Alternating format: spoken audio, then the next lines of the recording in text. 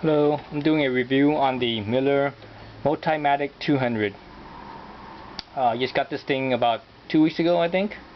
So I'm going to talk about, I'm going to give a little description of it, what it can do, what it can't do, talk about the pros and cons, what I like and what I don't like about it.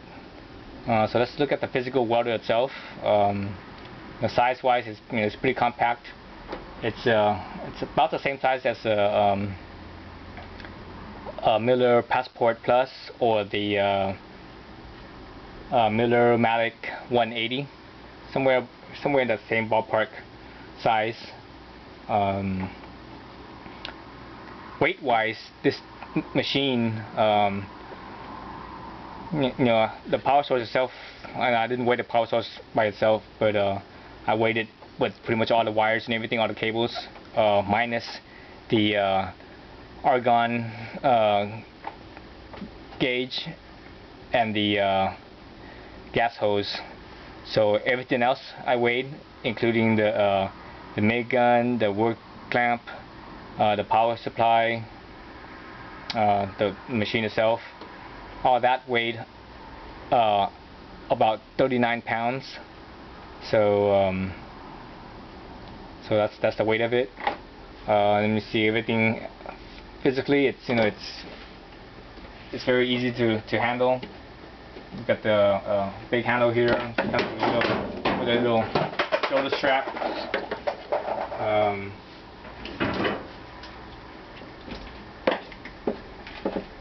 Let me flip this around to the other side. How does it come with this? See the strap here that holds all the all the cables. I'm not a big fan of this strap just because I would have preferred Miller to use the little side pouch that they did on the Passport. I think that would have been a little better. You don't have a bunch of stuff just flapping around.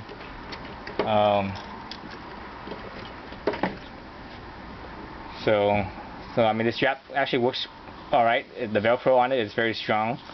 So I was surprised, so it does hold up pretty well. I think on my other video I have mentioned that I didn't think this, I didn't think this strap was good enough, but so far it's held up pretty well. But like I said, I prefer that pouch. Keeps everything contained. You put your consumables in it, your extra tips, etc. The way it's like this, you sort of have to put that stuff somewhere else, carry it in something else. Back to the back side, and you can see from the back side, a line for your MIG gas and a line for your TIG gas, on-off switch, little circuit breaker. Right here. Let's go to the front of it. So this is the front of it. You can see all your different processes. I like how they labeled it and how they configured it. They have the white up here, meaning any of these configurations, settings, processes, it's cold. When you go over to stick or you go over to TIG lip arc, the electrode's hot, so that's kind of cool. So it's very simple to use. I really like the digital display that they have. That's really nice. Makes it a lot easier than just having a knob with some numbers around the knobs.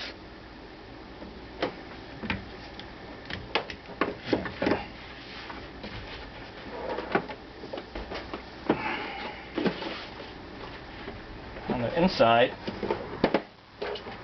up on the inside, as you see, this is a dual voltage machine, so you could put your dual voltage plugs right here. This is familiar looking. You've seen other Multimatics, and this pretty much looks very familiar here. Here you have your plug for the MIG gun control, and this is the TIG remote control plug. Let's see what else in here.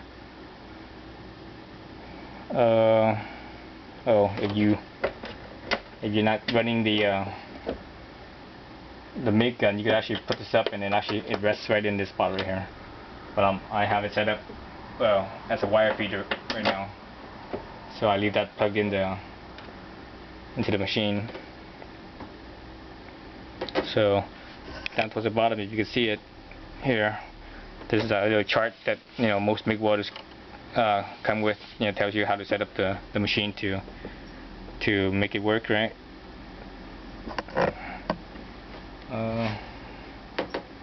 Let's see what else about the physical machine. One thing I don't like about about this machine is the case that it comes in. This basically the housing case. It's I think it's a little bit on the flimsy side. If I compare this to the Passport, I much prefer the Passport case. I think that's just a sturdier, tougher case. The Passport case is very similar to, if not the same as the Pelican. If you ever heard of the Pelican brand hard cases, luggage cases, those things are very tough. This one not so tough. It's kind of thin, kind of flimsy. The type of plastic that it's made of also, it's not, I don't think it's as strong as compared to the Passport Plus. So that's the downside to this, to the physical aspect of this machine. Other physical thing about it as well has to do with where the machine is made. If I look at my Passport, what the label is, it says made in the USA. On this machine, it says assembled in the USA. So some parts here, I don't know how much of it it's not made in America. So I was a little bit disappointed about that. I would have preferred the whole entire thing to be American made, but that's just me.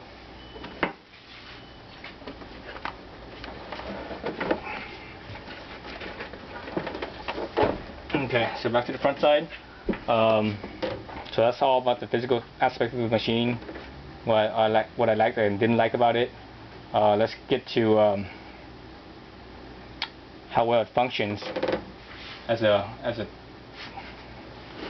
welder. Now this welder is, as you know, or if you don't know, this welder is inverter based power supply. So if you ever use inverters and you compare it to transformers, inverters are very, very smooth. They have really, really smooth arcs. So that's true for this too. I tried all the different processes, all the different settings, and pretty much everything is welded real smooth. Welded smooth in the flux-core setting, it welded smooth in all the MIG settings, aluminum welded well, the TIG function welded well, even the stick function welded well. The weaknesses that it has in the different welding is, I would probably say the 6011 rod. When I welded the 6011 rod, a 1/8 rod, I was using when I did the stick welding process. I tested it all with 1/8 inch electrode, and in the 6011 1/8 inch electrode rod, using the auto set feature, it had a kind of a hard time keeping the arc. The arc kept on going out. It seemed like I had to keep the gap practically perfect to maintain the arc. But when I set it onto manual and manually control the amperage, then it was able to run okay. And I was pretty surprised at how well it ran the 6011. Usually smaller welders usually have a hard time with a 6011 rod, especially with a 1/8 rod. Usually the ones that can handle 6011 rod, they usually use a smaller diameter rod. But this machine was actually able to handle it, and I was very surprised about how well it welded. The arc, like I said, it was very smooth. Doesn't matter which electrode I use, which wire fed method I use, it welded very smooth. The aluminum, surprisingly, I was very surprised at how well the aluminum weld as well. Obviously it's not as nice as a TIG welding aluminum compared to this MIG welding aluminum, but I was surprised at how well that it was able to weld aluminum.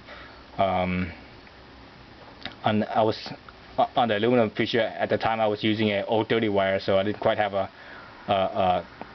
thick enough wire to run higher amperage on it, higher power. So when I tried to do thicker aluminum stuff, it sort of had a hard time with not having enough power. But that was sort of expected.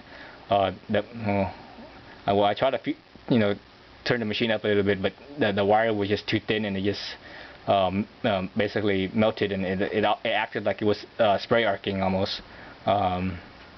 So that, I think that was more of a being too small of a diameter wire compared to a thicker diameter wire. But the machine seemed like it had a pretty good power. Just it is. I think the Miller says it's only limited to 1/4 inch for aluminum, anyways. So that's that's not real thick, but it could do aluminum, and it surprisingly the beads come out pretty nice on aluminum. So on the TIG aspect of it, you're probably wondering, well, since this is not a dedicated TIG machine, so it probably doesn't how well does it do. For being a multi-process machine, the TIG arc is very smooth. It welds really nice, but it is a very basic TIG TIG feature. It only has the lift arc or a remote lift arc, and that's it. There's no high frequency, there's no pulsing, no nothing else, no AC or anything else. So it's a very fundamental basic TIG welder, but the arc is very nice. It welds really well, really smooth. I was very surprised about that. So arc on this is real nice. I mean, I really can't say anything bad about it. I mean, it is what it is. It does everything really well. The portability of it, that's the main thing of it. But usually, well, at least for me, anyways, I didn't buy this machine to TIG weld with it. I have a dedicated TIG welder for that. I bought this to be a portable machine where I could use mainly a flux-core wire process or a stick process, so I could go out in the field and do some work. But it's a great machine, very easy to use. Other things about this machine is this: if you look at most of the Multimatics, they're pretty much all I think the 200 or so. The Multimatic 200 and 180 and anything below that, they all run a what Miller calls their M100 gun, I believe it is. On this particular machine, they actually use a Bernard Q150 gun. It's a really nice gun. It's much more heavy duty. It runs 150 amps with 100% duty cycle, so which is great. It's a lot. The quality of this gun is a lot nicer. But the thing I don't like about it is that this gun is not a very common gun. So parts for it's kind of hard to find. You kind of have to order it. Like for example, right now I have it set on as a flux-core right here, using a flux-core nozzle. I have to basically order this. I couldn't just go get the parts at a welding supply shop. So I wasn't a fan of that. So the other cool thing about this gun is that the tip, it slides right out. You don't have to screw this contact tip on there, and it's pretty beefy, pretty heavy duty contact tip. Alright, check that on. Turn this on. I'll screw that in, excuse me. And plug the protector on here. You got yourself for welding flux-core, so that's pretty cool. And see, other thing that I didn't like about this gun was the liner inside. When I bought this, I already have a 035 flux-core wire, and I was trying to feed it through, and I just could not get it through. It just didn't want to go through. I was like, oh wow, why is it so tight? And I thought they had a 030 liner in there. But when I pulled out the liner and looked at it, it was labeled 030, 035, so it should have worked. But it was just it couldn't fit the 035 wire that I had, flux-core wire. So I had to actually buy the next size bigger, which was considered 035, 045, I believe, liner, and you know that works just fine. I was thinking that maybe I might have crushed the flux-core wire through the roller. You know, it basically, instead of being circle, it might be elliptical or elongated, so that might have made it wider and made it harder to feed through. But you know, I cut a fresh section of it from the roll itself, and I just tried to stuff it through, and it still had a very hard time going through the liner. So that's the other downside that I didn't like about this. You know, you have to sort of spend a little bit more money to to get more stuff. Though the parts on the stuff is a little bit more pricey than compared to the M100, the Miller M100 gun or M150 gun.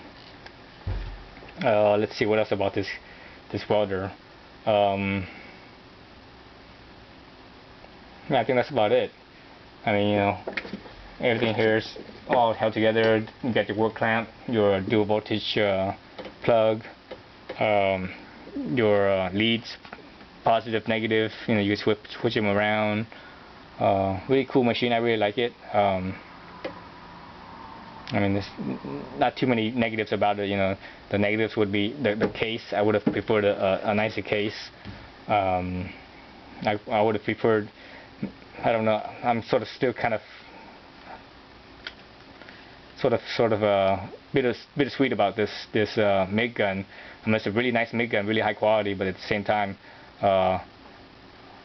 you know, I wish things would have been more available, easily available, and also that liner issue that I had.